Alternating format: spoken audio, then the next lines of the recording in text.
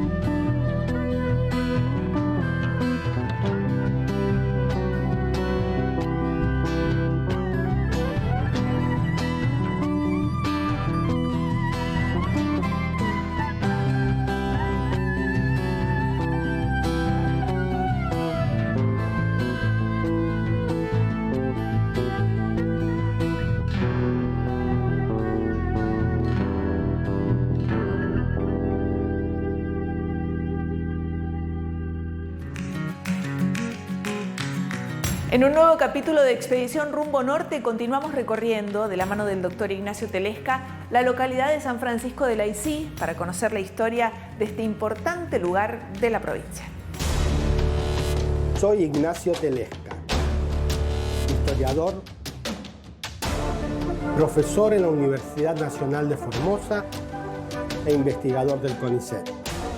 Me he propuesto investigar y analizar nuestra historia para entender nuestra realidad como región. Acompáñame. Conozcamos el pasado para construir nuestro futuro.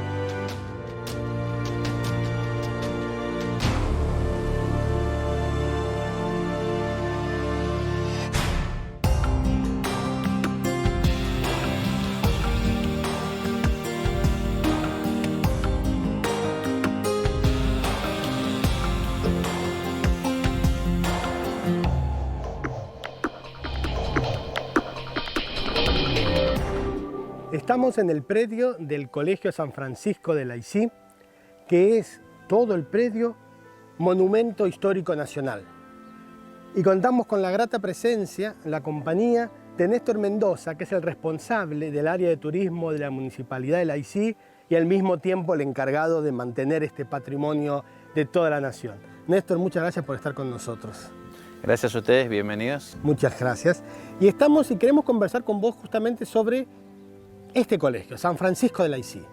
¿Cuándo se funda? La misión San Francisco de Laicí se fundó el 25 de marzo de 1901.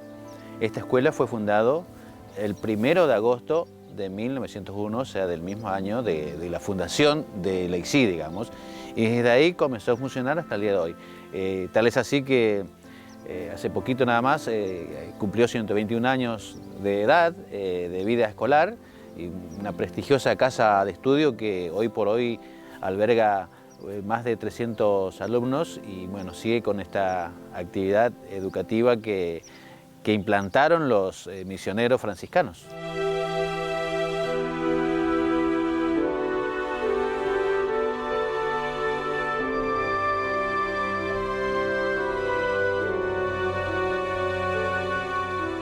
Hay una diferencia. En 1901 los destinatarios primeros eran el pueblo indígena, los Tobacón. Exactamente, en un principio eran asistidos por niños exclusivamente aborígenes, después con el correr del tiempo, de los años, fueron llegando extranjeros que se fincaban en estos lugares y bueno, ellos también ya concurrían a este lugar y al día de hoy ya es una escuela que alberga a niños originarios y criollos. ¿Varones y mujeres? Varones y mujeres, sí. ¿Y en ese momento, en 1901? En un principio iban a la escuela los niños varones nada más. Bueno, esa es una de las actividades que rescataron los franciscanos, los sacerdotes, es como que se dieron cuenta de que los niños aborígenes tenían actividades y las niñas no tenían actividades, o no había quien se encargue de las niñas, y es por eso que ellos hicieron un pedido especial al obispo de ese entonces, la presencia de las hermanas para que ellas también vengan a misionar y a encargarse de las niñas. Aceptaron las hermanas y a partir del año 1930 llegaron las hermanas educacionistas de Cristo Rey que también construyeron su convento, y a partir de ahí también empezaron a trabajar exclusivamente con las niñas, enseñándole todo lo que es la labor de la huerta, el tejido, a crear sus propias prendas de vestir y por supuesto la creación de la escuela y una capilla de ese entonces. Hoy por hoy también la escuela Santa Clara, que en un principio era exclusivamente para niñas, ya es una escuela mixta donde van niños y varones.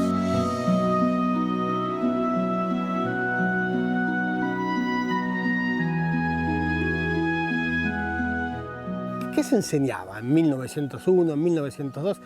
¿Qué educación recibían los indígenas, los chicos, los niños indígenas?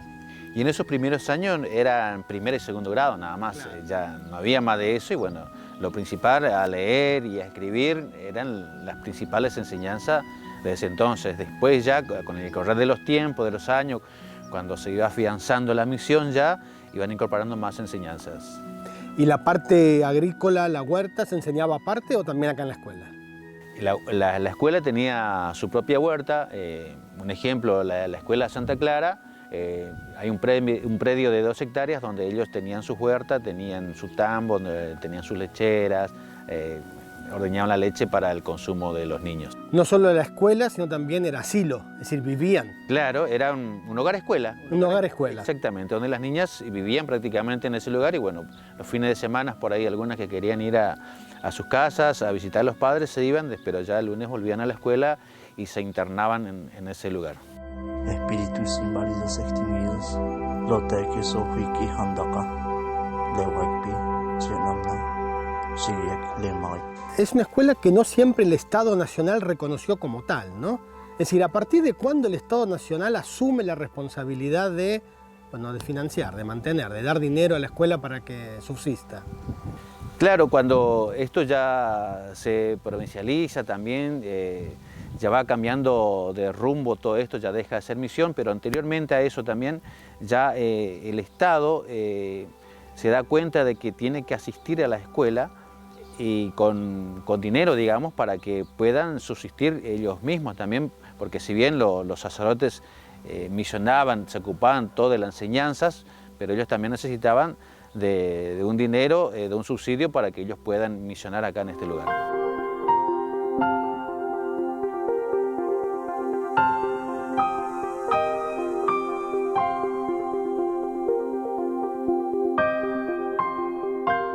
¿Qué lengua se utilizaba en la enseñanza? Es decir, ¿era el castellano solamente o también se utilizaba la lengua de los indígenas, el com, en la educación o en el diálogo con los chicos? Y era la lengua castellana, los sacerdotes hablaban únicamente lengua castellana, entonces por ahí en ciertas ocasiones se hacía un poco difícil la comunicación, pero gracias a que habían originarios de la época que ya entendían la relación entre el hombre blanco y el criollo, digamos, entonces ellos colaboraban para que la enseñanza de los sacerdotes puedan llegar mejor a los niños de esa época.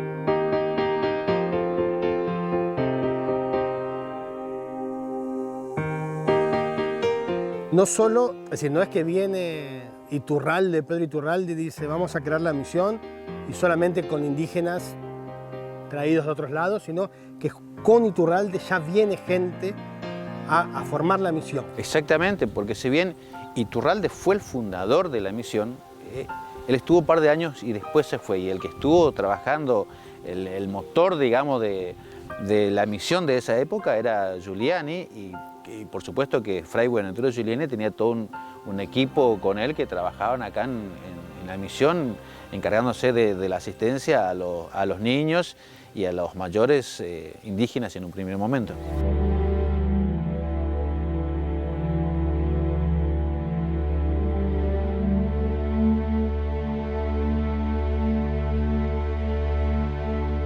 Uno ve la arquitectura tanto del San Francisco como del Santa Clara, y sobre todo el Santa Clara, que se nota, dice, pucha, qué arquitectura linda, ¿no? Es decir, ¿quién hizo eso? Bueno, la verdad que tenemos una arquitectura imponente que se puede observar a simple vista. Si bien en los primeros años, durante 30 años aproximadamente, las construcciones eran precarias, de estaqueo de madera, con barro nada más, en el año 1930 los misioneros lograron traer arquitectos de Italia, que eran los hermanos Casadei, Uno era arquitecto y el otro era carpintero. Entonces, a partir del año 1930 se empiezan a construir las primeras e imponentes construcciones que se puede ver a simple vista, tanto como son los conventos franciscanos como el convento Santa Clara. También recorriendo aquí a los alrededores se pueden observar a simple vista las casas que datan de 1930, que son una arquitectura imponente y muy llamativa, digamos.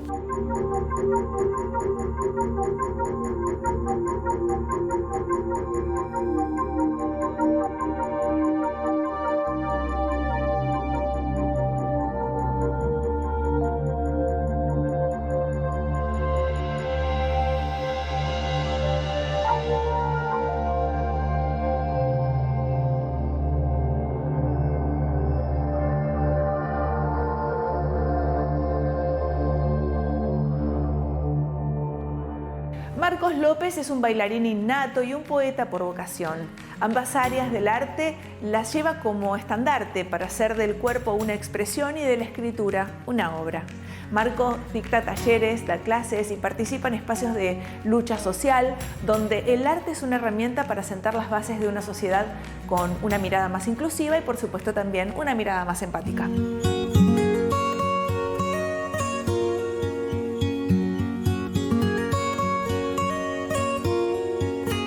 Sé que soy artista, soy bailarín, escritor, y eso me lleva a otras ramas como lo que sería la performance, el ser actor también, y ahí voy indagando, hago todo lo que puedo y todo lo que está a mi alcance.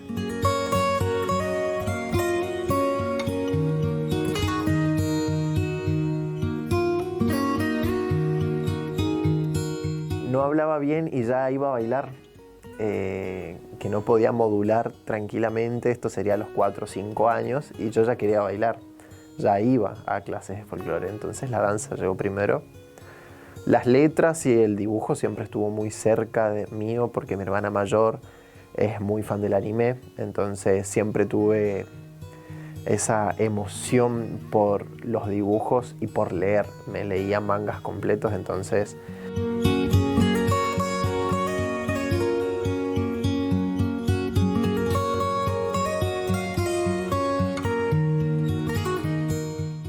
que hay chicos que en vez de ir a la escuela dicen, bueno, yo quiero ir a jugar al fútbol.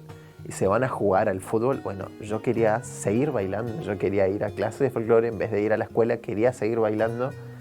Así como todos mis compañeros iban a la cancha y peloteaban todo el día y volvían tarde de noche a su casa, yo me iba a las 6 de la tarde a tomar clases y volvía a las 8 o 9, yo teniendo 5 o 6 años.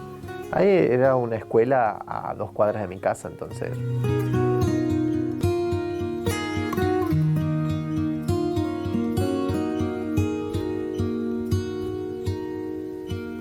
yo sabía que yo quería ser profesor, yo quería enseñar, entonces ya me di cuenta que tenía vocación desde chiquita.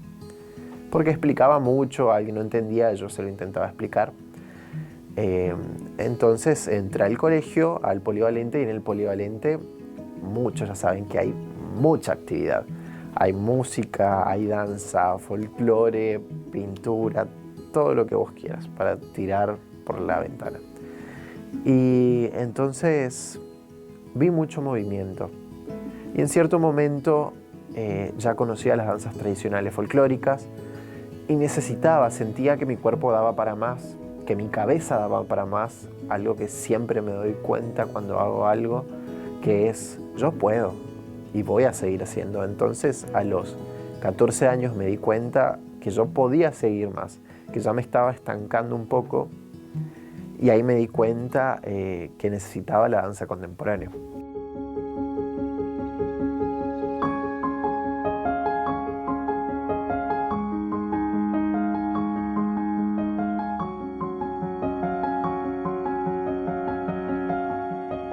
Yo estudié en Buenos Aires, justamente en el Teatro San Martín, en donde hay virtuosidad a patada. Gente que canta, gente que baila, gente que hace todo. Y todos son enfocados especialmente en la danza. Entonces era cómo abordo la danza con lo que ya tengo, con las herramientas.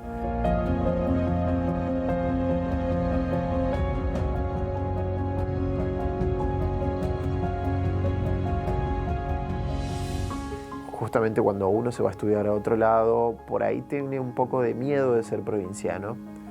Yo lo sufrí un poco los primeros años en Buenos Aires, después recapacité y me di cuenta que era totalmente lo contrario, que yo estaba muy orgulloso de ser formoseño y que esa era una de mis características principales, y lo empecé a usar.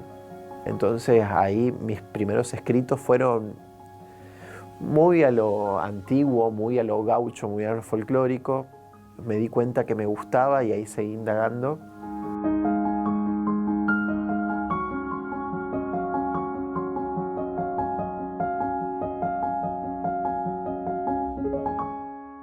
Si bien escribo mucho desde mi lado imaginativo y de mi fantasía, siempre es algo terrenal, algo normal que le sucede a todo el mundo. No soy muy fan de la ficción, al menos en los escritos. A mí no me gusta escribirlos porque hay tantas cosas ricas en lo terrenal. Hay tantas sensaciones de lo cotidiano, de levantarse a la mañana un día de frío y tomarse un mate solamente bien calentito con una yerba que te guste y decir, qué lindo momento. Y hay tantas palabras para describir eso. Podés moldearlo a tu gusto. Entonces, ¿cómo no escribir? Yo a veces me pregunto, ¿cómo no todo el mundo es artista? Porque hay tanta emoción afuera.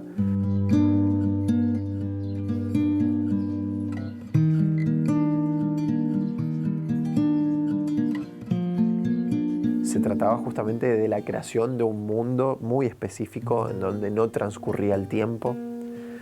Entonces se necesitaban cuerpos entrenados. Y ahí me di cuenta que la performance tiene mucho más que ver con cuerpos inteligentes, con cuerpos que saben lo que hacen y cómo hacerlos, cómo lograrlos, en vez de necesitar bailarines. Si vos sos un actor que es muy consciente de su cuerpo, eso se logra a partir de muchas maneras, qué sé yo, del estudio, de la anatomía, del yoga. Se lo puede estudiar de muchas maneras. Entonces, como necesitaban algo muy específico y yo sabía cómo darle eso específico, ahí llegó la performance. Para Marcos López, la danza y la poesía son los pilares para su desarrollo personal y para el desarrollo colectivo de su querida Formosa. Y ahora en la Feria del Libro voy a estar presentando un pequeño recopilatorio de todos los cuentos que escribí y de los poemas. La Feria del Libro este año va a ser impresionante, va a ser grandísima. Todo el mundo va a estar invitado. Bailo con Imalac también, con una compañía de danza independiente, así que voy a estar en la Feria del Libro y si tienen ganas de contactarse conmigo, vayan ahí. Y también a comprar mi libro y mis escritos.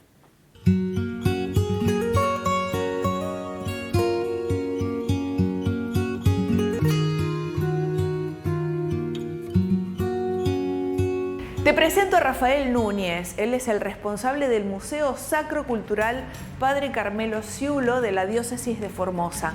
Hace más de 15 años tiene a su cargo el cuidado y la difusión de objetos simbólicos que forman parte del desarrollo de la fe en esta población, junto con el resguardo y la preservación del patrimonio histórico, religioso y cultural de la provincia.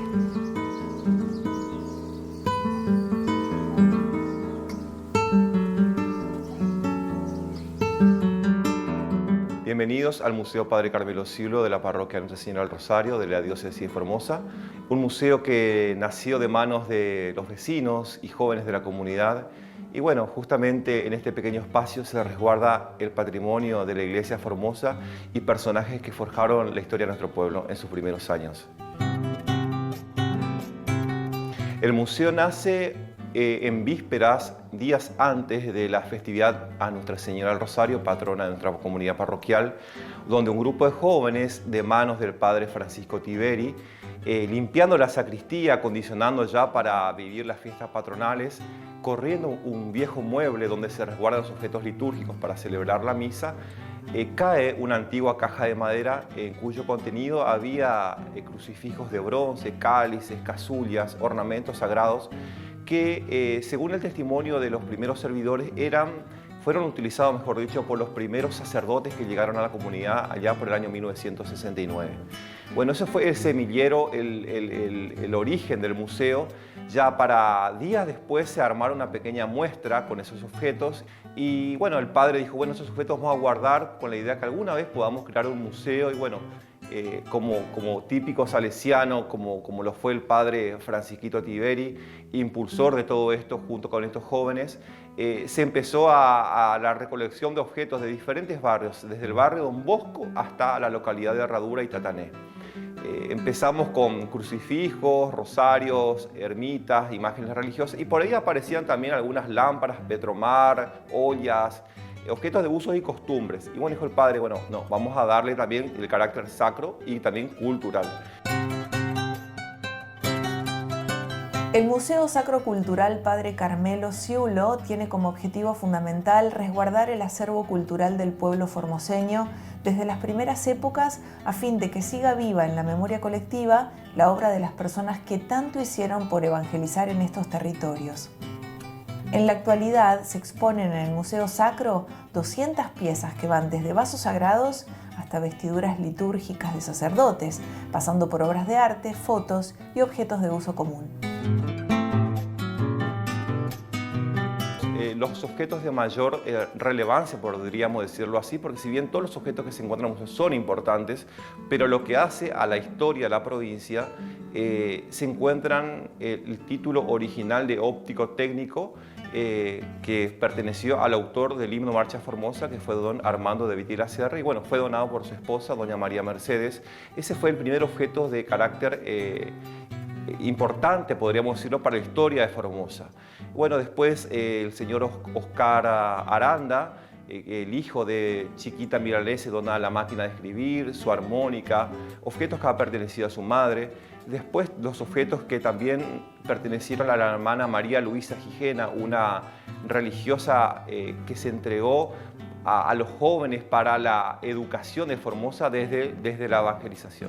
Y bueno, y los últimos objetos que se han recibido fueron de la maestra Rosa Minguito, que justamente estamos recordando este año el centenario de su natalicio. Y bueno, hay una gran variedad de objetos que hicieron a su vida como docente también y bueno, que ha venido de su España natal a nuestras tierras.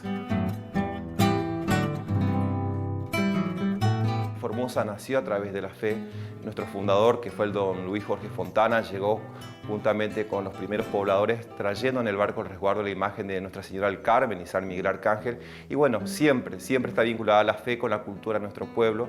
Y justamente pensar de que el museo nace desde aquellos jóvenes que tenían entre 15 y 16 años, hoy ya el museo tiene 16 años de vida institucional porque es una asociación denominada Asociación Amigos del Museo Padre Carmelo Sciullo, que depende de la diócesis de Formosa.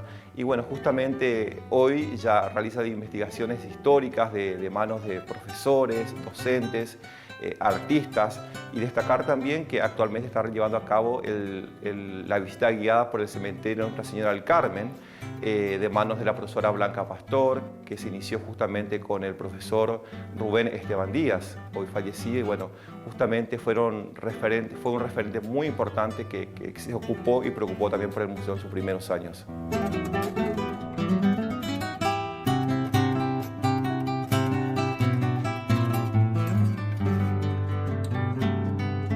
O sea, para nosotros todo es valioso, o sea, nada es menos que nada, como quien dice en el museo. Justamente por eso, el museo no compra ningún objeto por ahí, por las redes, por lo que es la venta, de compra-venta de objetos antiguos, sino porque no tiene sentido exponer un objeto que no tenga historia. Acá lo importante es contar una historia a través del objeto que se expone.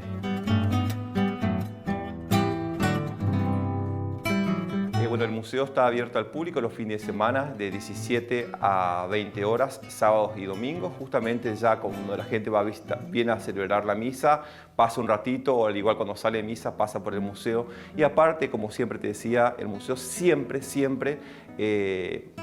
trata de una vez al mes a realizar una muestra temporal evocando las efemérides más importantes de lo que hace a Formosa. En las redes sociales nos pueden ubicar como Museo Sciullo, justamente una página que permanentemente vamos bajando información que hace a la historia, ya sea de nuestra iglesia y a nuestra cultura. Justamente declaramos el mes o la semana de personajes que estamos recordando, ya sea su natalicio o justamente su deceso, su Pascua de la resurrección, como decimos nosotros en nuestra fe, en nuestra iglesia. Y bueno, el museo te cuenta, el museo te muestra, bueno, a través de fotos, el objeto de la semana, y bueno, tratar de estar permanentemente en común unión con los amigos de las redes sociales que justamente están permanentemente opinando, compartiendo. Y agradecer justamente a ustedes por venir a visitarnos y mostrar este pequeño espacio que desde el barrio Virgen de Rosario tratamos de resguardar el patrimonio de todos los formoseños.